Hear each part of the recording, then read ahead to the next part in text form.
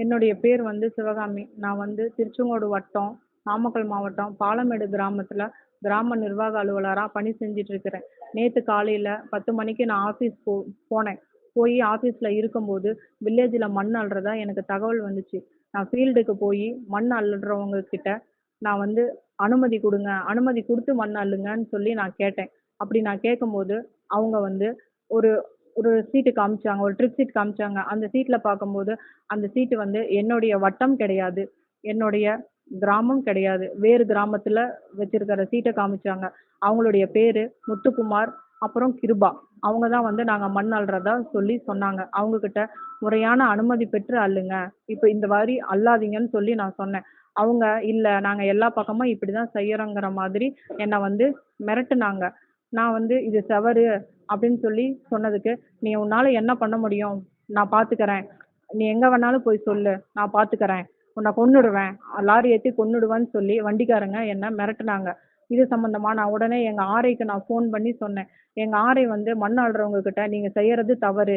நீங்க பேசுறது தவறு" அப்படின்னு சொல்லி, "நீங்க வந்து மண்ண அங்கேயே கொட்டிட்டு நீங்க வண்டி எடுத்துட்டு போங்க" அப்படின்னு சொல்லி அவங்களுக்கு சொன்னாங்க. சொன்ன உடனே அவங்க வந்து மண்ண கொட்டிட்டு போயிட்டாங்க. இந்த சூழ்நிலையில அங்க இருந்த கிருபாங்கிறவரு வந்து மொஞ்சனூர் கிராமத்தை சேர்ந்த சீனிக்கு வந்து இங்க நடக்கிறது எல்லாத்தையும் அவருக்கு கால் பண்ணி லைவா அவர் கேட்குற மாதிரி செஞ்சுட்டு இருந்திருக்காரு. நான் அப்ப அங்கதான் இருந்தேன். ஆனா இந்த சம்பவத்துக்கும் சீனிக்கும் மொஞ்சனூர் சீனிக்கும் எந்த விதமான சம்பந்தமும் கிடையாது. இப்படி நடந்திருக்கு. அவரு வந்து நான் அப்படிதான் மண் அள்ளுவேன். உன்னால என்ன செய்ய முடியுமோ செஞ்சுக்கோ. யாருகிட்ட சொல்ல முடியுமோ செஞ்சுக்கோன்னு சொல்லி என்ன வந்து அங்கேயே மிரட்டுனாரு.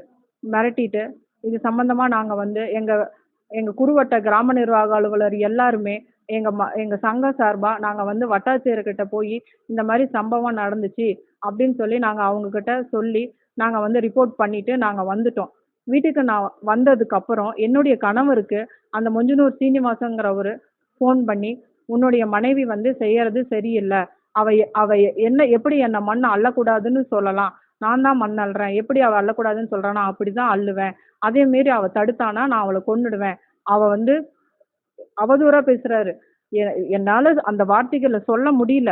அந்த அளவுக்கு என்ன வந்து பேசுறாரு. என்னுடைய அரசு பணியில வந்து நான் வந்து பர்மிட் மண் இருந்தா தான் அள்ளணும்னு சொன்னதுனால, அங்க அவருக்கு என்கிட்ட ஜெயிக்க முடியாத காரணத்தினால, என்னுடைய பர்சனல் லைஃப்ல எனக்கும் என்னுடைய கணவருக்கும் பிரிவினை உண்டுபடுத்தணும் அப்படிங்கிற நோக்கத்தோட என் கணவருக்கு வந்து என்ன பத்தி அவதூறா, தகாத வார்த்தைகள்லாம் சொல்லி, மிரட்டி, "கொன்னுருவேன்.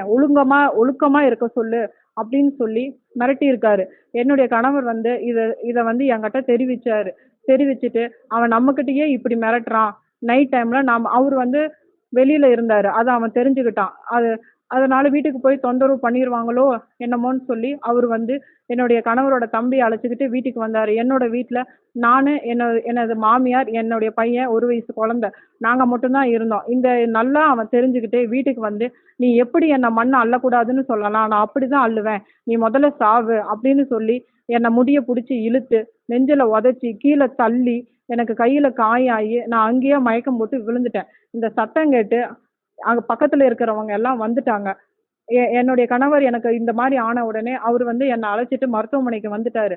அங்க இருந்தவங்க எல்லாருமே அவன வந்து புடிச்சு எலச்சிபாளையம் காவல் நிலையத்துக்கு அனுப்பிட்டாங்க. சீனிவாசன் என்ன அடிச்ச உடனே நான் வந்து மொஞ்சனூர் எலச்சிபாளையம் காவல் நிலையத்துக்கு ஃபோன் பண்ணி கம்ப்ளைண்ட் நான் ரைஸ் பண்ணிட்டேன். அவங்களும் வந்துட்டாங்க. அதுக்கு முன்னாடி எனக்கு இப்படி ஆனதுனால நான் வந்துட்டேன். அங்க இருக்கிறவங்க சீனிவாசன காவல்துறையிடம் ஒப்படைச்சாங்க. அவன் வந்து இந்த மாரி செய்யக்கூடியது முதல் தடவ கிடையாது. அவரு மேல ஏற்கனவே 3 எஃப்ஐஆர் லைவ்ல இருக்கு.